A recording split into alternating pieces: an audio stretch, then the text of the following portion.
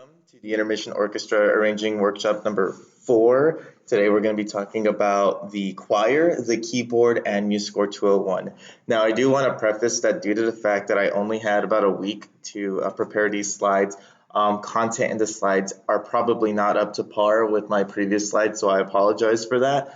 So this will be a little bit more of me talking to you guys, and it should probably be a little bit of a quicker one so we can talk a little bit more about specific issues you might be coming across while arranging your piece and getting to know Musescore a little bit better than the few things I have on the slides.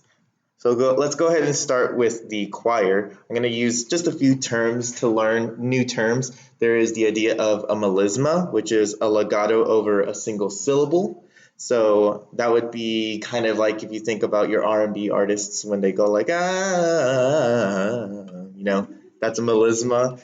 And that kind of is found within melismatic music, which is a kind of songwriting where syllables are given at many notes. These are typically found in a lot of like Romance languages and music from earlier time periods, some like Renaissance time periods. And then you have syllabic music where it's like every single syllable has a note. So that would be like if I were saying, let's just say, I love you. That would be like, I love you. Whereas melismatic would be like, yeah. So I wanted to open with, I just wanted to have a lot of music in this one. So I'll be showing you quite a few different pieces. I wanted to start off with one of my favorite pieces of all time. This is the Missa Pape Marcelli Kyrie from by Palestrina. He is a composer from the 16th century. And this is for a Catholic Mass. Written for a double choir, and that's like two choirs. It's beautiful.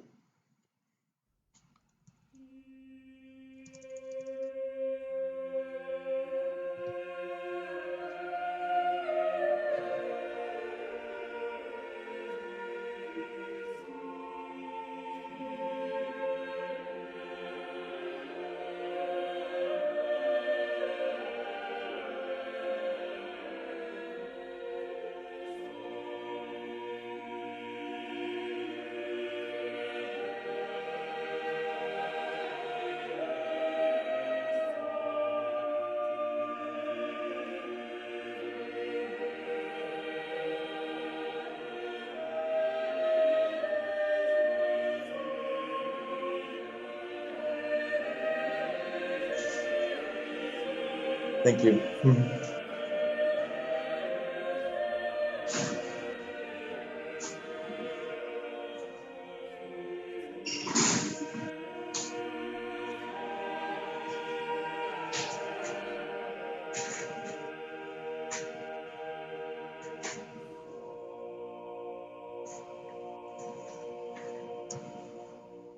So that's a third of the piece. It's a really beautiful one, and there's a lot of really good counterpuntal motion within that piece. So it's a good piece to look at when you want to write unique lines of contrasting motion. So now we're going to talk. Now the idea of a choir is that it's a body of singers that blend their voices together to make one large voice. The choir can be separated into many different kinds of groupings, like SAB, SAT, stuff like that. But traditionally, you'll find a SATB, which all stand for their own individual sections. Why aren't you going? There we go. So SATB, we have our soprano. That's what the S stands for. The soprano is typically a high female voice, but it can be sometimes sung by a boy, like a young child. If the range of a typical soprano is C4 to C6, however, the range of the intermission is a little bit lower, but also which is a A3 to a B5. At the very bottom of this of these slides are a link to a spreadsheet that has all the ranges of all the members of the choir. So it's a very helpful thing if you want to, write for a particular person, as well as get to know the choir a little bit more. It also has ranges for the other instruments too. There is also the mezzo-sopranos. These are sopranos that are in between the alto and soprano range. And they have a range of A3 to G5. Our mezzo sopranos have a slightly larger range of a G3 to a G5. Altos are low female voices, or again, like boy children voices, and that's the range of an F3 to D5. And intermission again has a larger range than the typical alto, which is a D3 to D5. There's the tenor, which is a high, typically male voice. I know that there is sometimes some females that can sing at that lower register, and that is the range of a C3 to A4. The tenors have an incredible range in our orchestra from an A2 to G5, and they have a falsetto of an A4 to E5. And then we have our basses, which is our low male voice. That's actually my range, which is a D2 to an E4. Io's range, slightly smaller of a D2 to D4. So I have a lot of music in here. This is Mozart's Lacrimosa, which is a very, very, very popular piece. This is an example of a term we're going to learn soon called sotto voce. So let's just give it a small listen. We won't listen to it too long.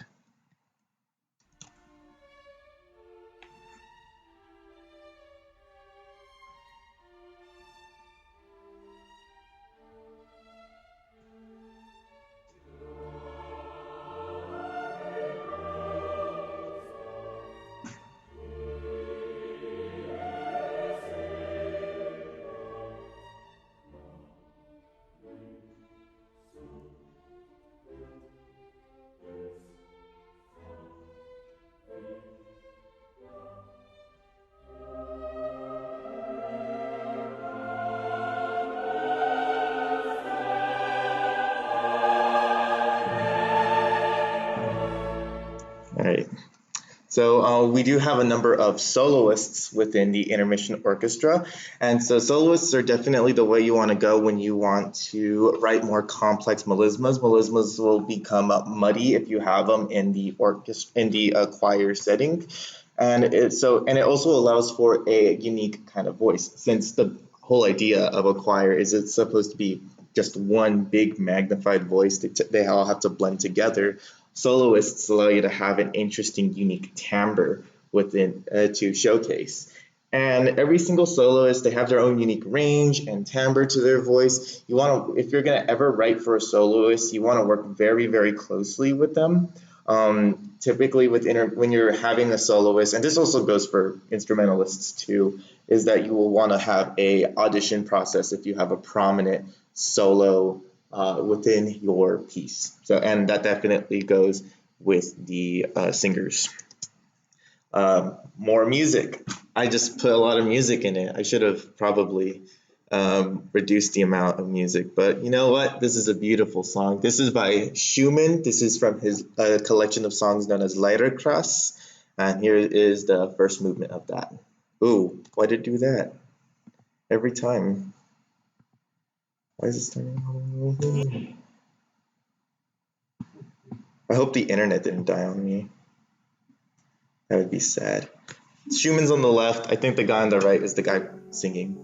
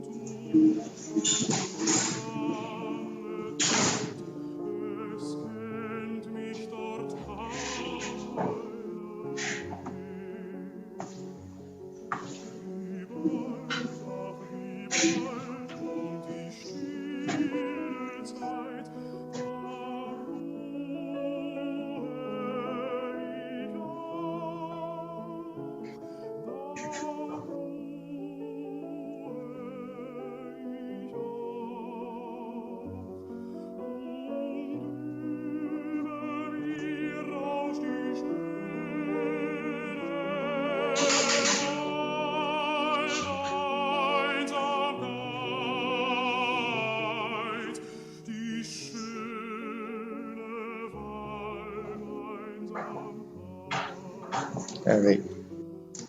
It's a short movement, but let's go ahead and move on. So there's a variety of different vocal techniques that can be achieved with the choir. You have the head voice, which is typically the normal singing voice. For me, that would be my bass range of like, E to E. So if I were to sing, I don't know, happy birthday to you, that would be in my head voice. You have the idea of the falsetto, which is the artificially high range that I believe most people should be able to sing at. Everyone's falsetto, it has different amounts of strength to it, so you should probably definitely talk to people to see how strong their falsettos are. Those are notated with harmonic markings. I've also seen triangle note heads, and I've also just seen text. So there's many different ways you can write a falsetto. You could also just make up your own notation. Quick detour. There's actually a singing range known as the countertenor, and that is when it's a male who has an unbelievable amount of control of his falsetto, and he can sing almost at the same power as his full voice. It's a beautiful, incredible sound. I don't have an example of that though.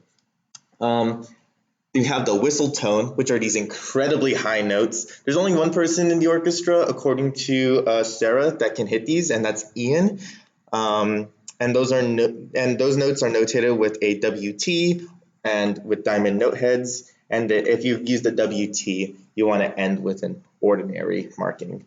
And then there's the idea of sotto voce, which is what we heard in Mozart's Lacrimosa. That's when you're singing with a tonally, like a hushed tonal quality. So it's not necessarily quiet. It's just more reserved. It's a state of mind rather than a sort of technique. But yeah, and that's with text notation, and you would use norm or ordinary as a way of stopping that. Oh no, it's not working again. There we go. All right, so here's an example of whistle tones. Ariana Grande's stance forced me to use this example, so you'll hear some good whistle tones from the Queen. Oh no, or not. The K-pop stance was revolting.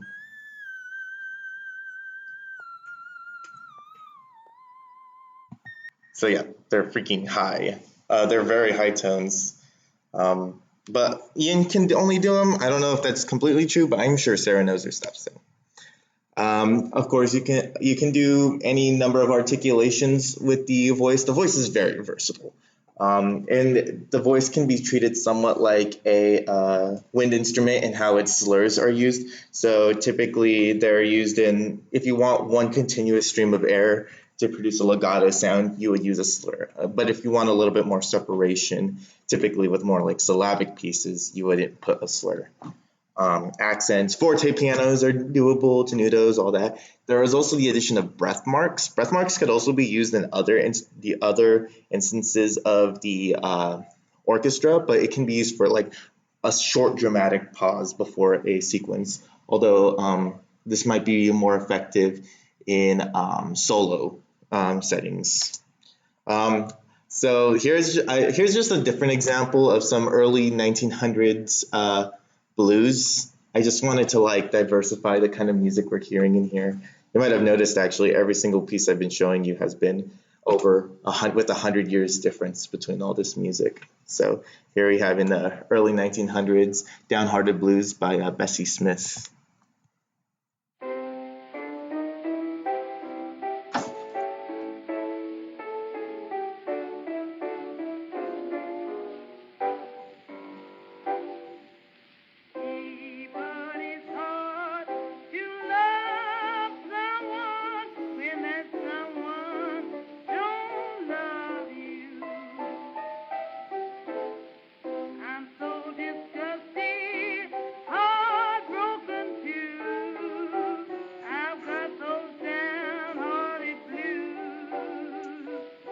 All right. Yeah. So, the voice is very versatile. You can get that operatic singing, choir singing, blues singing, and that's one thing you'll definitely realize is that the voice is very versatile. Choirs can typically do all sorts of different things, voice people. Kazoos match really well with the choir because the kazoo's range is only limited to the singers and how they can hum, and it can add a lot of a childlike quality to it. Beatboxing, you can beatbox. Hell yeah, do that. That'd be awesome. Of course, whistling, although not everyone can whistle. I can't whistle, so I would keep that in mind. You can have them clap. You can have them do some sort of percussive things. There's all sorts of things, even more like extended, like different noises with their mouth, but that's in the extended techniques section. I was going to include this very funny cover of Take On Me, but I'm just going to move on for time reasons. And probably not to, like, if some poor music or ICAM major walks in and they get blasted by that high note in, yeah, I don't want that.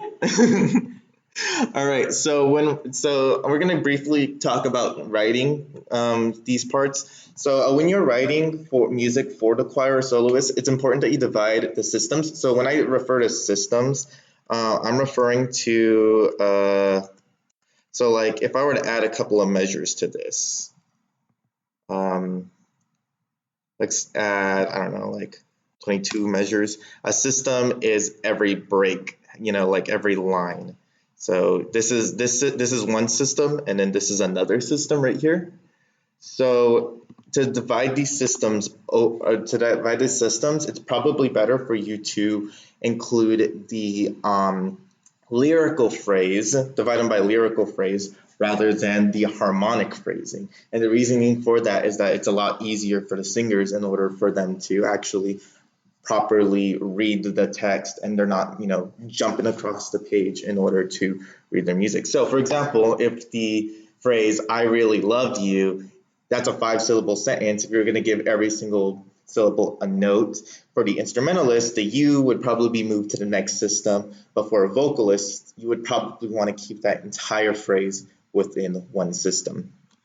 Now, when it comes to writing for foreign languages, you are going to want to use the system that's closest to the Roman alphabet. I know we do a lot of Japanese music within the orchestra, so you're going to want to use the Romanji rather than the kanji.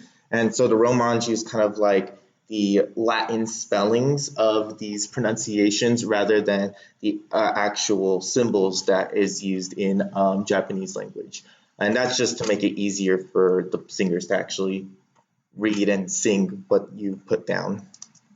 I included a beautiful link to a piece that Melissa did, but I'm gonna skip it because you know what? I want to have a lot of time after for like talking about Musescore and other things. If we have a lot of time, we'll come back to it and listen to more music.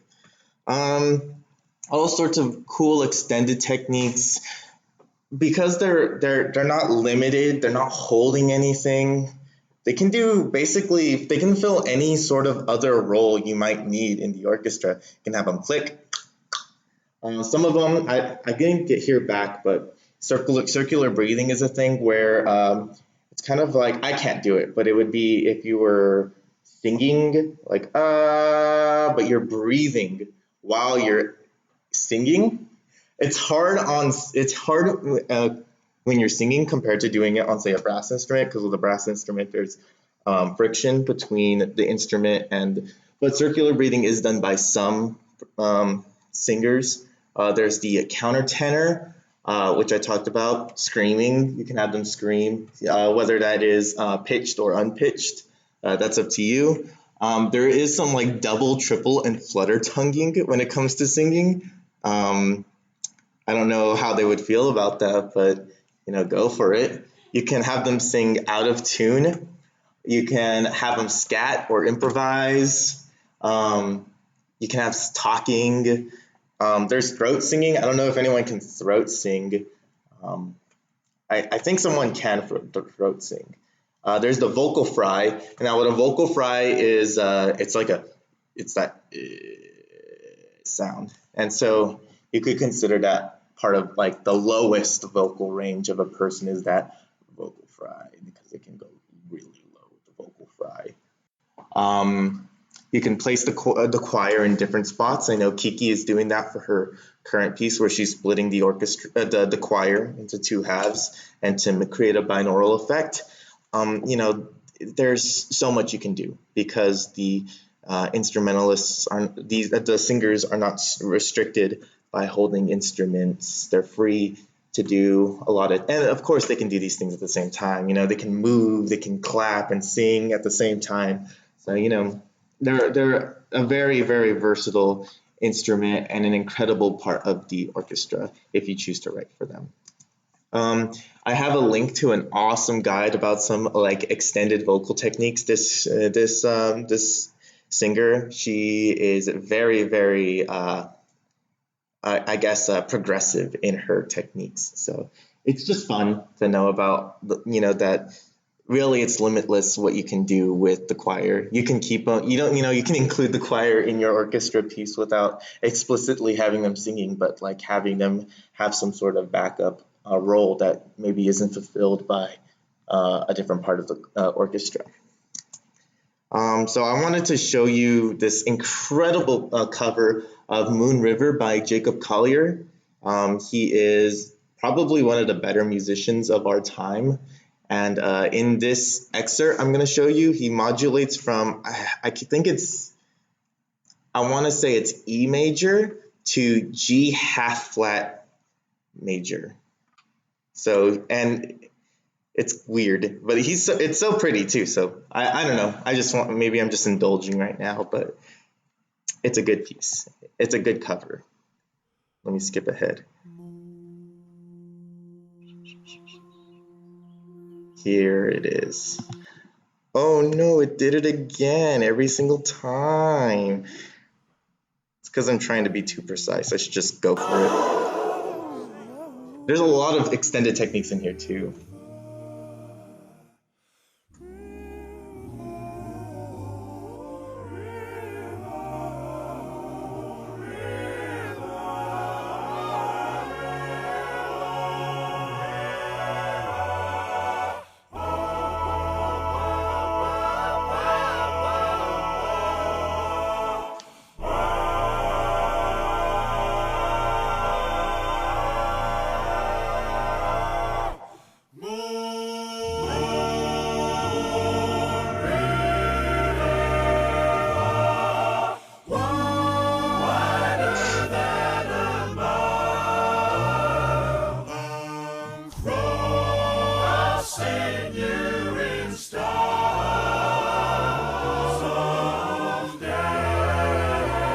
It's so good. I'm sorry. It's so good. And definitely that transcription of the arrangement is like a definitely good to study if you want to learn how to write some of the more interesting things. I actually neglected to talk about pitch bends, which are totally doable in the voice. Glissandos, both chromatic, so you could go like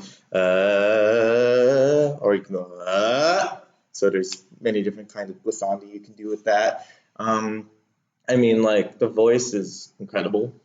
Just don't kill. Just allow them to breathe, and right in their ranges, and the sky's the limit. Now I'm going to talk about the keyboard. Now I know what you're wondering, Daniel, sir, why are you talking about the keyboard? Don't we have a piano? And that is true. We do have a piano. The piano, of course, is a wonderful musical instrument. I'm totally not biased as a pianist. With 88 keys with a range of A0 to C8.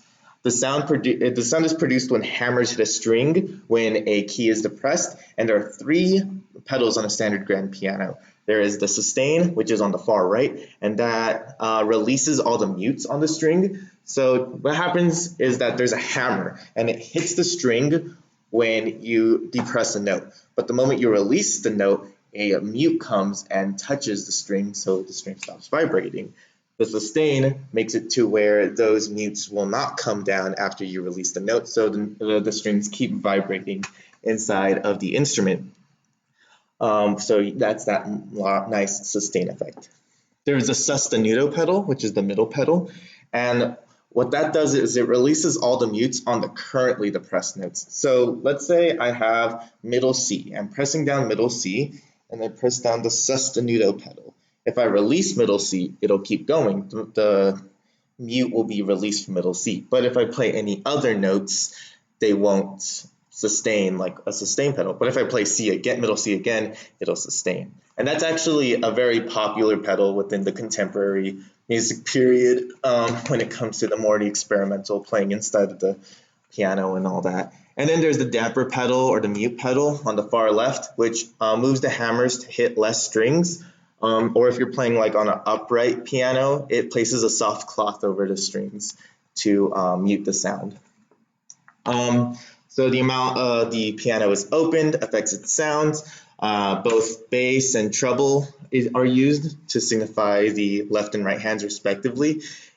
And the piano is probably one of the most versatile instruments in the orchestra next to the voice. But unfortunately for our performances, we actually don't use a piano, we use a keyboard.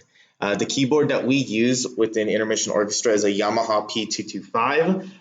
It's a really good keyboard with really good touch. It is a fully weighted keyboard made to try to emulate a grand piano.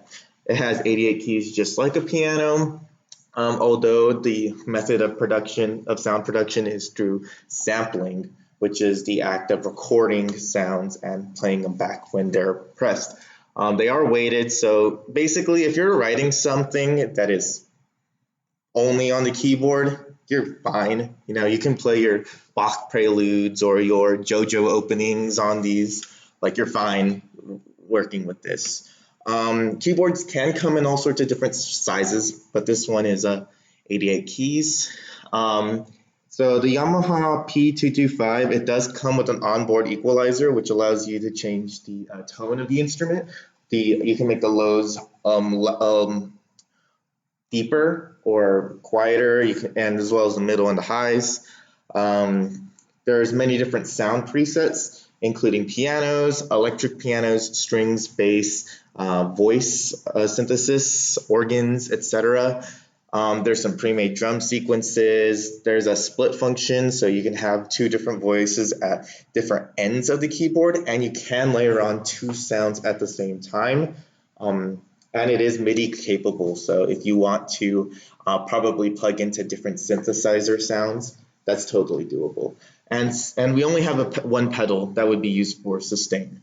Now, what's cool about using a keyboard over a piano is that it allows you to use all sorts of new different sounds, particularly like the electronic organ, which is based on the Fender Rhodes keyboards, which are so to get into genuine electric pianos, what they are, they function like normal pianos. They have a hammer and it hits a string, but the string is significantly smaller, and it's in front of like a pickup, like a guitar pickup, which are magnets, and so it recognizes the frequency of the movement of the string, and then it interprets that into sound. So it's like a guitar, but with a keyboard, and it has a beautiful sound. I should have included a link to it. Maybe I'll show you guys more at the end. Of course, string sounds, piano sounds. There's all sorts of cool things that you can do to add a little bit of an interesting timbre to the orchestra using electronic synthesis and plugging in through some sort of digital audio workstation or some other thing. Ooh, whoops. I hope that didn't ruin everything. Oh well. You could probably get more sounds like I don't know, like triangle square waves to emulate 8-bit sounds. I don't know. I haven't seen that in Intermission, but I wouldn't assume it's not possible. All right, and if you do want to write for like two keyboards, like say you want a piano part and an electric piano part, you can totally do that. Although we only have one keyboard for Intermission, you can totally ask someone else if you can borrow their keyboard for its purposes. Just know that not every keyboard is the same. A lot of piano samples might sound differently, especially if they're from different companies. But make sure you're familiar with whatever keyboard you're borrowing or using. I have a keyboard if you ever want to have two keyboards in your piece. So if you ever want that, hit me up. And yeah, and I linked a review to the Yamaha P225 so you can hear a guy talk about it, rave about it. Probably not paid off by Yamaha, but he does play some really good examples showcasing the different sounds within the Yamaha P225. All right. Dude, why are you still here? That's embarrassing. All right, so let's talk about Musescore. This won't be as fast paced as it was last time, just because we'll be talking about formatting and making your piece look pretty. Because by this time, you have enough knowledge about Musescore to use it to, and you're writing down your stuff.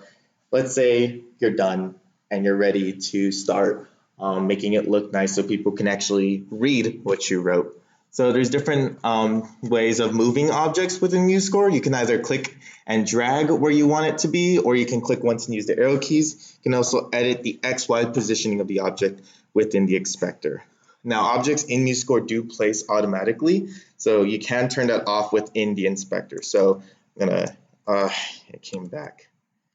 I don't want you. So here, this is from a later example that I used, but here I can just grab and drag, and you see it's also connecting to different elements. So this can be like, let's say I accidentally placed the mezzo forte over here, and I'm like, whoops, I wanted it on the beginning, so I can just drag it over, and that'll connect to this note. I bring it, now if I were to click it once, right now it's selected, but I use my arrow keys. Hold on. Maybe it might work better with this. Yeah, so I use my arrow keys and it's moving down. Now, if you notice with automatic placement, it's pushing down this other system. So let's say you want to if you want to get rid of that, you can open the inspector and then click automatic placement up here in the upper right-hand corner. And now you can move it freely, and you can have it collide into things. There's no easy way of moving this. Using the Control Z, so I'm just gonna place it back down. And then the XY coordinates are right here if you want to be more exact. I'm sure if I were to just, so these buttons over here, there's this loop button which resets it to the default style. If you have changed it, and you can make it the exact style by pressing this little S, and that will change it globally across the entire piece. So yeah, next are breaks and spacers. So these are different ways of spacing out your measures throughout your piece. You have the page break, which sends the next measure and the rest of the piece to the next page. So let's say I want there to be a page break after this measure for some reason. I can come down in the palettes. It is in frames and breaks and spacers. And it looks like a little like a creased page. You grab and you can drag and drop, or you can just click once, and as you can see, it pushed everything onto the next page. So that's one option for you. The other is the system break, which will push everything to the next system. So I'm going to put it on the same measure, and you'll see that it stretches the first measure out and it pushes all the other measures into the next system. And then there is the section break. Now the section break works like the what's it called? The system break. Thank you.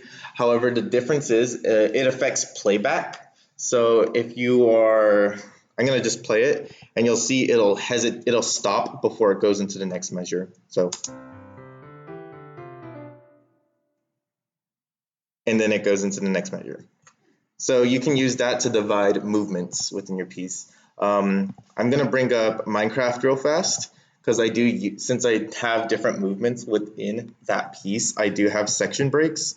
So if I come over to the end of the first one, you'll see up here, it's invisible. It's grayed out because it means it's invisible, meaning it won't be seen when you print it. I have a section break and a page break. So that causes, when I hear the feedback, a break between this measure, which is a percussion hit, and stops before it goes into the second part, which I accidentally skipped ahead because I slid my fingers across the thing. And then there are spacers. So spacers can be used to make a distance between two stabs. So you can go and push things down with a down arrow. I have to delete it. Or you can push things up. Or I think it's because I'm at the top of the page, it won't let me push this one up. And then there's this one that I think is supposed to give it equal distance. I don't really play around with these. They're kind of irrelevant now that Musescore has automatic placement, but it is there if you need it. Now, you might want to make a nice, cool, fancy title page for your piece. And so, when you create a score, scores will have a header. All you got to do is click it to highlight it, and then a box will appear at the very bottom middle of it, and you can click and drag the whole thing down. So I'm going to come back to homework 1, and you can see I have this header right here. It's this box, and if I click it, it turns blue, and what should have happened was that there should have been a box. Oh, I have to double click it, and then the box appears, and I can just drag that down. I can use the arrow keys, or I can edit the height of it. Like, say I want it to be, I don't know, 35, and it updates in real time. You can also use the text. You go into add and then put down text, and then title will automatically be put down, and I'll name this, like, I don't know, example, something lame. You have your parts as well. When you generate parts in Musescore, which I'll talk about at the end, it'll automatically place this, so you don't have to worry about that. But that's how you would be able to customize your thing. You can just, if you want just a true title page though, you push everything down until it pushes all the music to the other page, and then you can go wild, maybe drag this in your name in the middle, turn it to a different font, I don't know, Consolas. We're gonna bump up the point, you know, and then it's just all freeform, or you can go exact. It's up to you. Now, did I put pictures? No, I want to talk about pictures first. So adding photos, you can copy and paste things or drag and drop files into your score. So I'm gonna have to exit here, and now people are gonna have to see my disgusting desktop that is completely unorganized. So I can, if I get rid of the inspector because it's in the way, I want to put down this lovely picture of Beethoven right here. I can just drag and drop it in, and it'll be copied in. I can move it freely, I can make it larger, etc. So that's how I put down the Minecraft logo on all the scores, and yeah, so that's how you can put down pictures. It should also be noted, so I don't remember what exactly they're called, but they're like how to play a specific passage that are typically placed above a measure. So let's say you can click this button.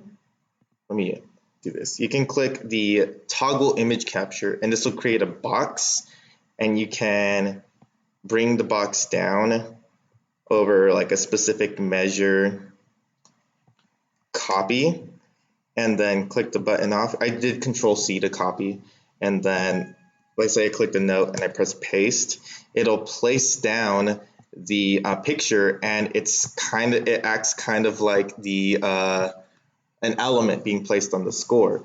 So you can imagine that if you wrote some sort of really tight, complicated thing, and you want to give them a hint as to what you want, you can make a small measure above it, like so. Obviously, since this is all the same material, it's not really practical, but that's one option. You could also include any other number of things if you want to add some sort of beautiful little notation to it. Let's go back to style. Yeah, style. So if you come over to format and go down to style, you'll be brought to this page. And so the style page allows you to make your sheet music look not like Musescore. because I think this is a personal peeve of mine, but I think Musescore's default look looks really bad and kind of amateurish. So within this area, you can do all sorts of cool things. So you can change the font of the actual notes, and I'll show you how those look. You can create your multi-measure rests and display how long you want those multi-measure rests to be, like what minimum amount of measures need to be resting for them to put one down. This button I love a lot. It's called Hide Empty Staves within a system. So, oops. So I'm going to go ahead and come to the first page. So you'll notice here in the first page, flute, oboe, clarinet, bassoon, horn and F, euphonium, piano, e-bass, violin 1, 2, viola, cello. But I don't have but if we look here, the bass isn't here, the contrabass, but it's over here. Also, all the percussion stuff is here too, but not on this page. And so what that little tick box does in the style, I forgot what it's called, hide empty staves within systems, is that if there's nothing being played, if they have rest within a system, Musescore will remove it from the stack. So then all you have are just the instruments that are playing. And then there is a button you can click to hide it, to not hide things within the first system. And that's typically more for like if you're giving a piece to someone and you want them to know the exact instrumentation without having to write it out with like an additional page. There's swing settings, there's autoplay settings, and then there's also additional settings for every single thing that you can change within Musescore. At the very bottom, you have the text styles, which will allow you to make things standard. So like, for example, let's say I want all my lyrics to be not lyricists, I need lyrics. Let's just do chord symbol. So I actually changed mine. It's traditionally free serif, but I changed it to Georgia because I like that font a little bit more. So this is the place where you can go to change your default font size, your default fonts, how it shows up, the color, all sorts of like really cool stuff that you can really get into and personalize your sheet music. So then like when someone, when it's time to play your piece, you're ready to do your Naruto opening, and then they're like, oh, I wonder who wrote this. And then they look at your score and they're like, he wrote it, she wrote it, they wrote it, they would know. It's just kind of like that personal thing. So I am going to show you some examples of the different music symbol and text fonts that are available in Musescore. There's the default emulator. Emulator has large articulation. So if you look at the accent, it's wider than the actual note head, as well as the flats and the sharps are a little thick. So that's just one style. If I move over to bravada, bravada is about the same when it comes to its accidentals, but if you notice, its articulations are a lot smaller. And the treble and bass clef, the clefs change a little bit. Whereas this one is a little bit more smoother in its peak. This one's a little bit more pointier.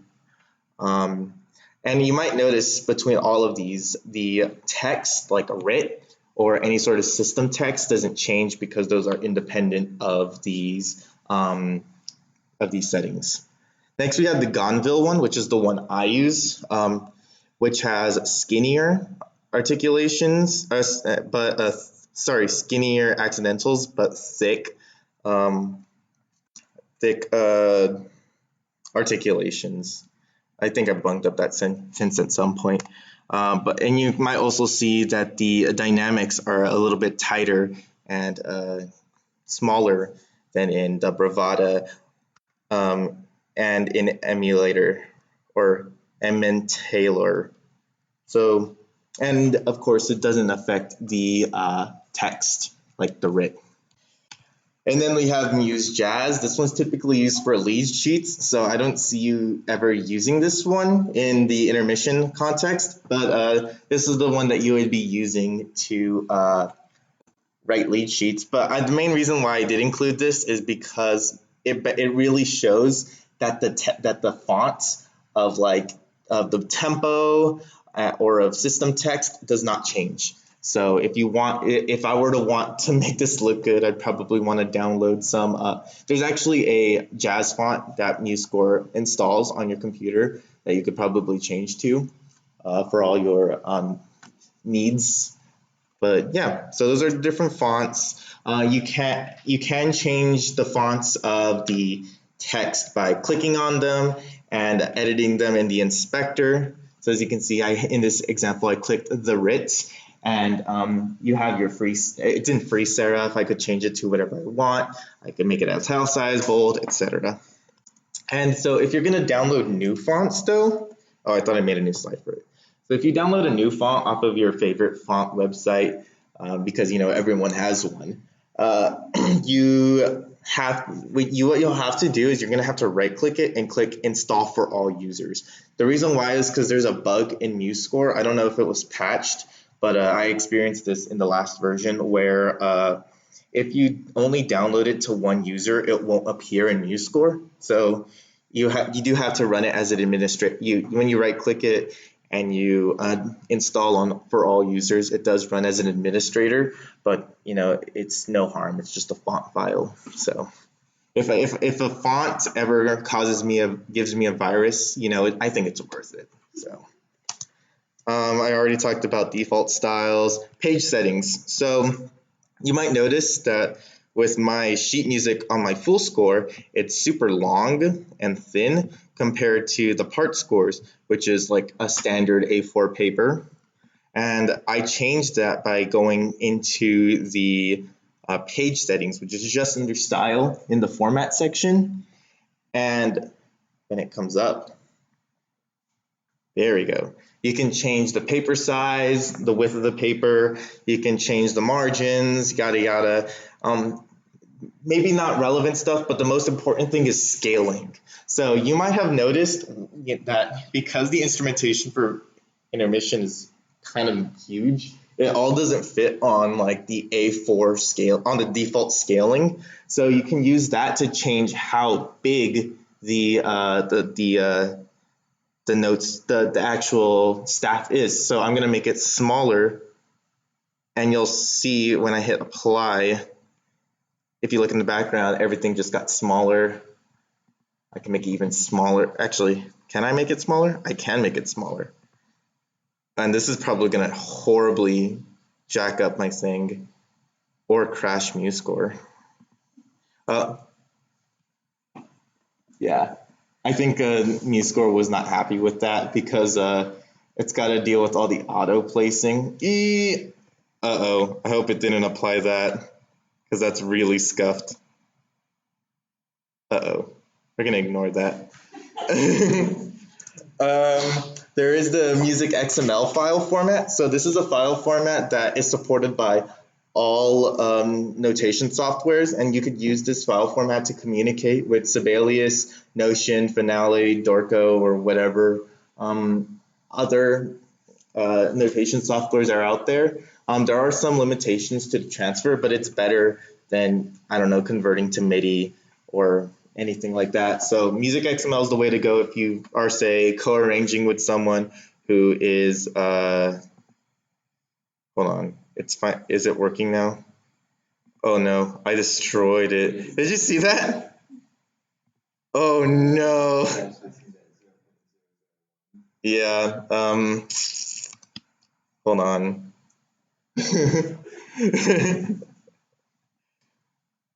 I ruined Musescore. Musescore, where are you? There are no running apps? Okay.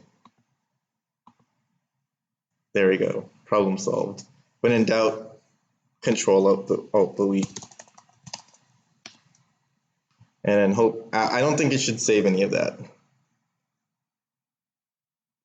Restore session. Please no. Oh, this is Kiki's piece for class. So yeah, you should definitely come out to our Music 103 recital to support Kiki and not me because my music's gonna be bad because and that's my work in progress. Great.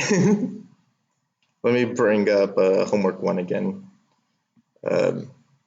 All right, so to export to music XML, you just go to file and then export, and then you change the file type to XML or music XML. So I'm going up to file, I go to export, and it'll open the file browser.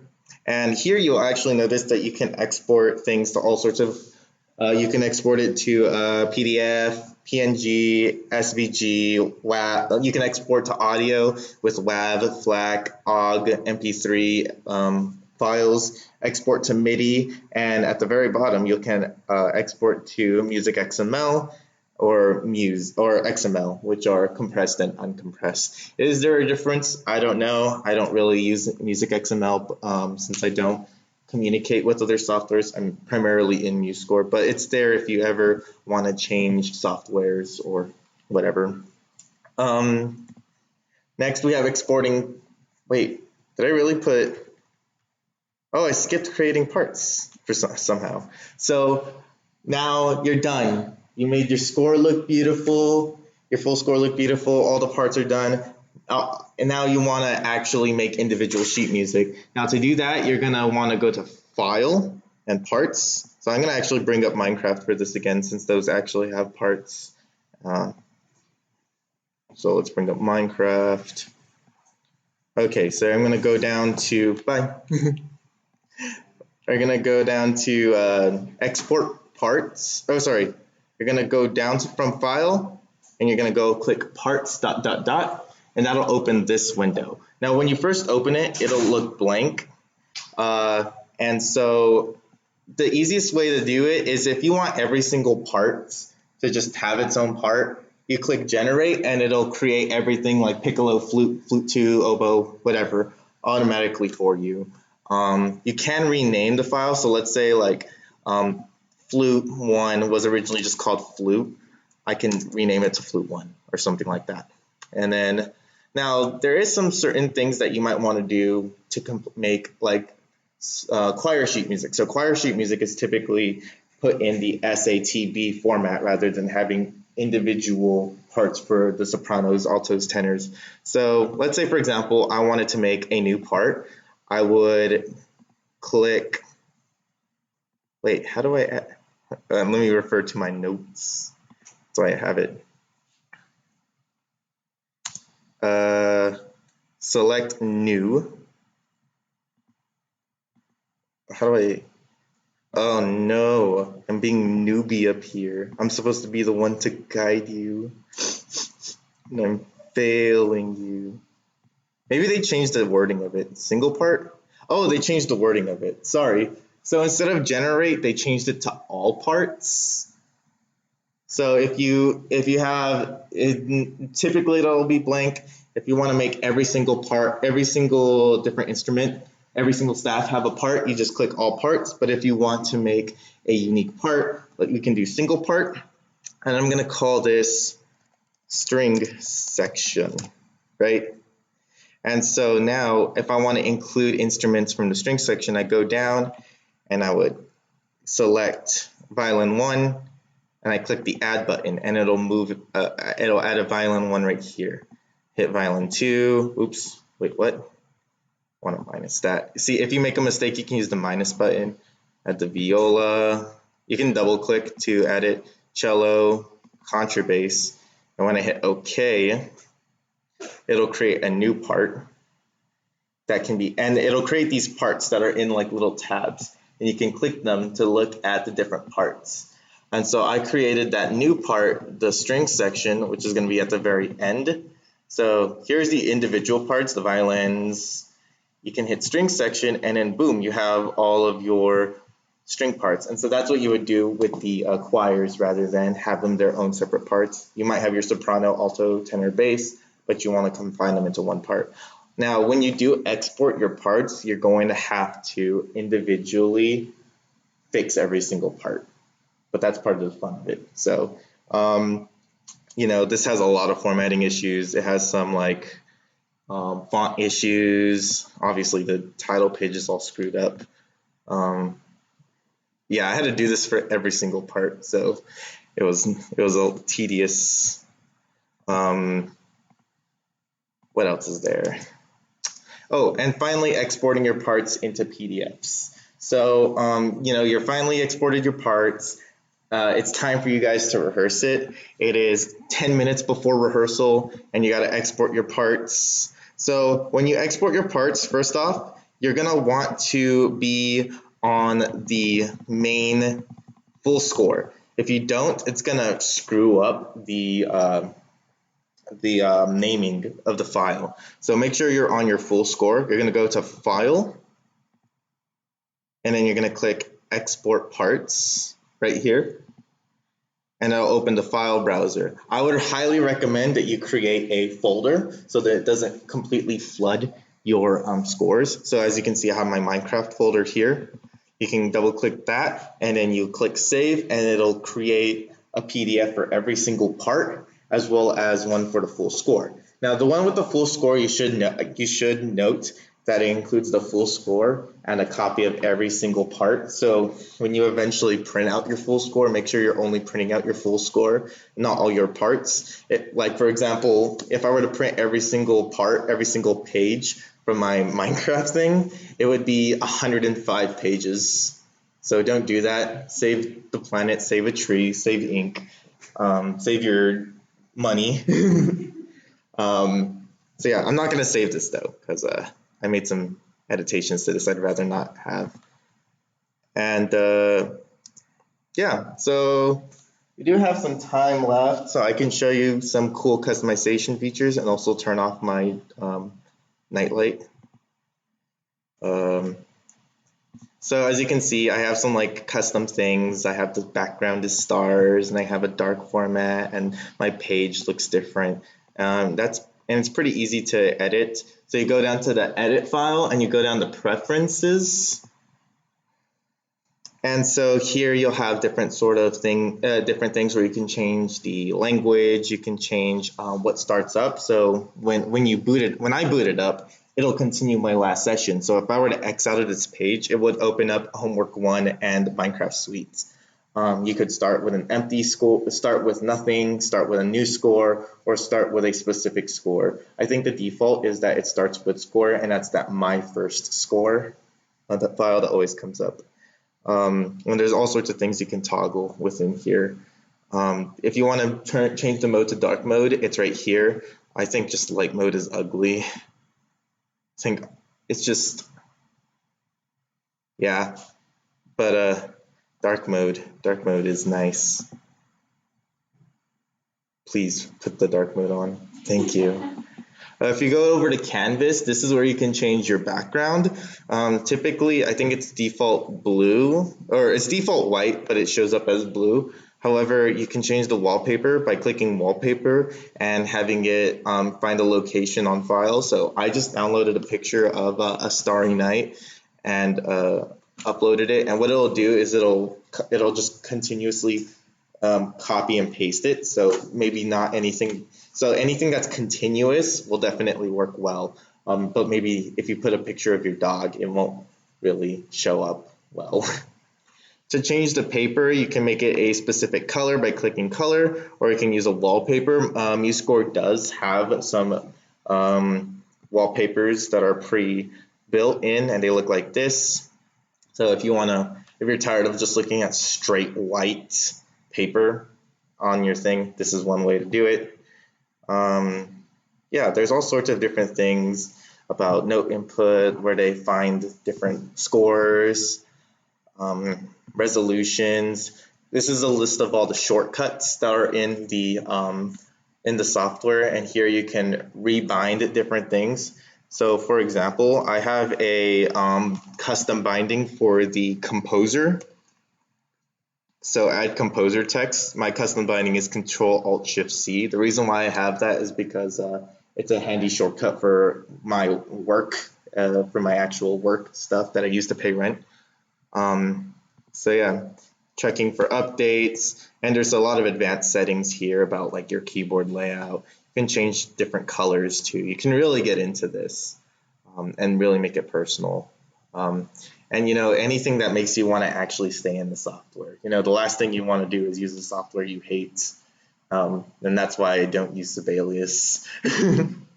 All right, so that's it for what I have for Musescore and this workshop. I really strung out time. It was a little bit more of a chill one.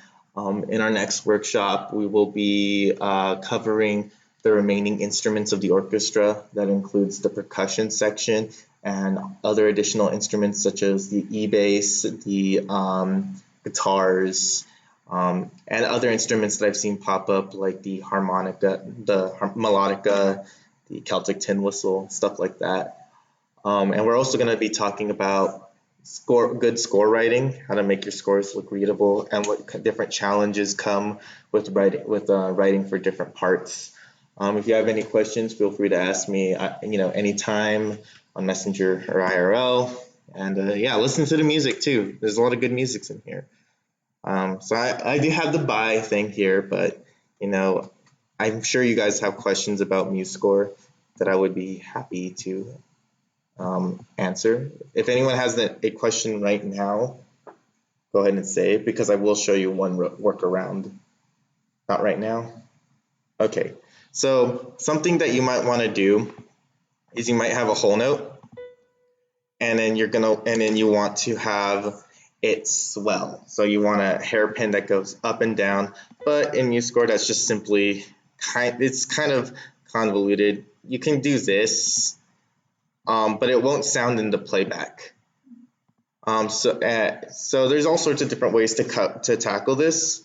It's kind of convoluted, but what you could do is let me get rid of these guys. Get rid of you guys. All right. So what you can do is you can go to hit N, hit your note, your second voice, and say I just want it to swell for 2 beats, and go to its highest point for 2 beats, and then low for 2 beats.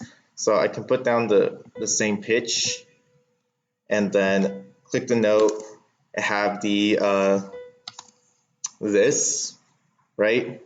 So it's on the second voice, and then I will bring up the inspector. It's convoluted. I hope that they change this in the future. Sorry, I forgot what I'm looking for. Inspector. And so what I'm going to do is for this whole note, I am going to hit play off. So what that'll do is that this note will no longer sound in the playback. And then these notes, I'm going to make them invisible. What I can do is I can click this box right here, or I can click V on my keyboard. You also have to do this for the stems separately. And so now what happens is that, well, since this is a piano, you won't hear it in the playback, but it'll do the swell. Oh, you know what? There's actually one more additional step. Let me see if I can actually grab the note. It's hidden. Let me move you up for a moment. There's the one thing you also want to do is tie the notes together and then make that tie invisible. And let's move down the voice one back down. So that's how you'll get the swell in the playback. It's a little convoluted, but if you don't want to have the swell in the playback and you just want those bars, then you don't have to go through all the trouble of doing the play changing. You just got to make the second voice invisible, and then that's how you can get your swells. I do use this in Minecraft a few times. Right here in the 5th measure, I use that technique. I'm going to turn on my show invisible. And you can see there's that hidden second voice there in order to allow me to make my swells. And I did that for all of the parts. Where is it showing visible? So yeah, that's how it would look on the full score. And how it would look on the parts similar right here. Okay, so that's one workaround. I thought that might be important to show you guys. You guys have any questions as far as like maybe something that you saw on someone's score that you think you would want to emulate? Or yeah, what's up?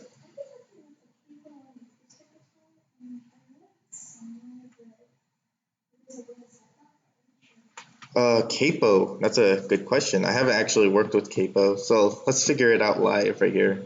Insert that clip of Bill Riley. He's like, "We'll do it live." All right, so here we go. Here we are, the classical guitar. Let's go into the master palette real fast and see if it's there. So I'm going to bring up the master palette, and let's go capo. Okay, so they don't have a capo. That's a different thing. Okay, so let's just get out of here. So I am familiar with the capo system, so I'm gonna just go on a whim and try and make something here. So for those who don't know what a capo is, so on the acoustic guitar, a capo is something that you can place on the guitar in order to transpose the instrument. So that way they can play the same finger positions as like for C major, but it would sound like a D major. So typically with the capo stuff, they'll have the chords that will say B, let's say here. So this B minor 7 over D has fingers on these notes. And so what we could do for capo is we can go down to text, and then we'll go, I don't know, sorry, I'm getting lost in my music. We're gonna go to staff text. We're gonna bring it over here, and we'll make this bold.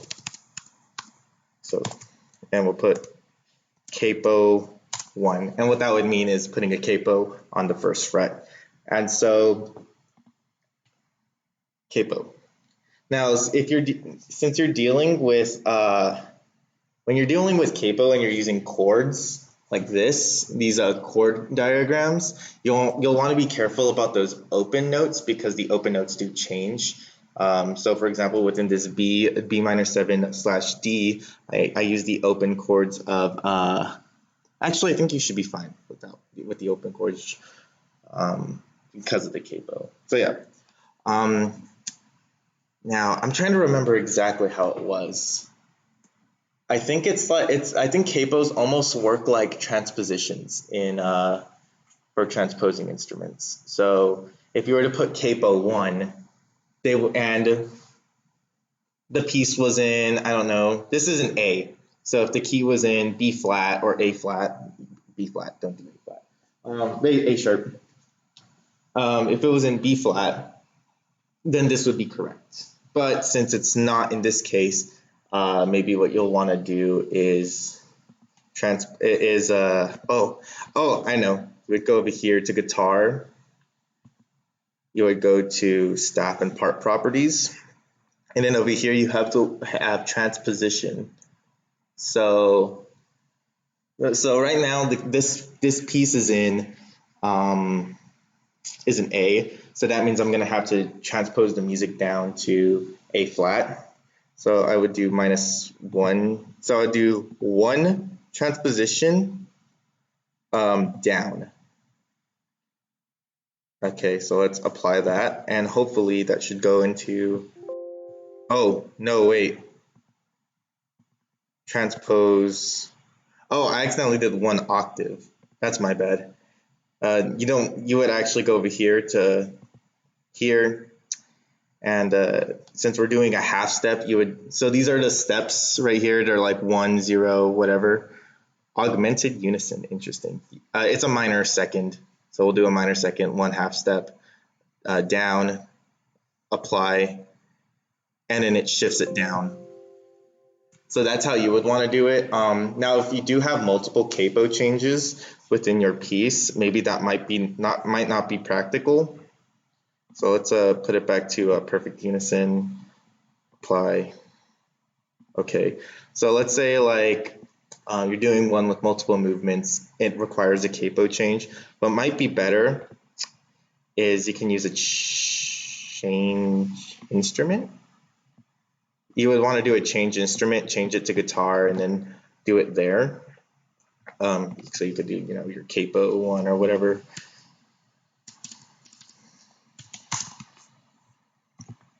And then edit the guitar, all that.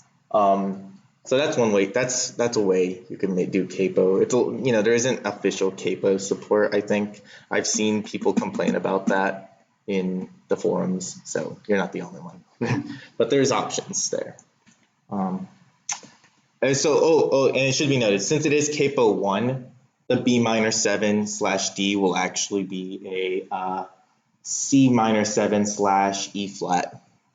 So it's like a transposing instrument when you use their capo. I'm sorry? You write what they're playing. So there's a fingering, because the capo just makes the neck shorter. They're playing the same, they're pushing down on the same frets, like equal distance away from where the end of the neck is. So when they're playing with open, with no capo, they would be putting their fingers on the second fret, since that's one space away from where the neck ends. But if you put on capo 1, they would be putting their fingers on the third fret, since the end of the neck is now the first fret. So you would write down what they'd be playing, not what they would hear, because that'll just be confusing. I know this just because there's a lot of I play a lot of liturgical music, and when there's instances of capo, they'll typically do it like this. So they'll do like, I'm gonna control all this. They'll make why did it do that? Okay, well, I accidentally deleted it, so let's go over here to a different one. So you could do Control B. Why is it doing that? All right, we're gonna try this a different way. Control All, or wait, I can just click this and then click bold. So how it looks like in my liturgical music is that they'll like make the note that they're playing, the note that sounds in bold, and then underneath it they'll put the chord that they're actually playing, but in brackets. I don't think you need to go so far, because the only reason why they have that is for if a pianist per se is using the guitar sheet music to play this stuff, so they can actually play the right chords. Yeah, so you don't have to worry about that. All right. I completely screwed up this part, but that's fine. I'm not saving. Any other questions regarding Musescore? I want to quickly touch on fermatas. You can edit how long fermatas are. Just keep in mind, just remember which fermata that you edit. I always do the one at the top just because it's the easiest one to find. If you come over here to time stretch, that's how you can make the fermata longer. So here in the Minecraft suite, it's a bum, bum, bum, bum, 1, 2, 3, 4, and then you'll hear it has 6 beats in the next measure, and that's because I used a time stretch of 1.5. Oops. 2, 3, 4, 5, 6. So that just affects playback though. And I'll be talking a lot about how to make sure your scores are readable, especially if you think that your piece might be chosen in the future for like redoing at like Anime Fest or whatever. Any other questions regarding Musescore I could answer right now? No? All right. Well, you guys are free to go. Maybe I'll show you this other thing real fast. So slurs can actually, if you click a note and then you press S to make a slur, you don't actually have to connect them to a note. And so typically what this means is that it's like a let ring. So in this case, I think it's a bass drum. So it would be like if he would hit the bass drum and then just let it keep going without muting it. So that's an option. There you go. Another thing for your arranging toolkit. What else? Just looking at what they'll do is that they'll mute after a certain amount of time. So in this case, oh, that's a snare actually. So that's a timpani. I don't think I have bass drum in this part, but they'll mute it however long the duration is. So if it's a quarter note at 1, 2, 3, 4, they go boom, boom. But if it's like half notes, they'll go boom, boom. So they'll go as long as you play. For snares, they don't last so long because if you hit it, it goes da. And so it has a lot shorter of a attack. A delay. So these principles would apply to things like suspended, like cymbals, things with really long delays, cymbals, very big drums, timpanis, stuff like that. So keep that in mind when you're writing for them. Actually, I do want to talk very briefly about a mistake that I need to change because what I wrote was literally impossible. So the poor timpani player, I wrote them a part over here. Where is it?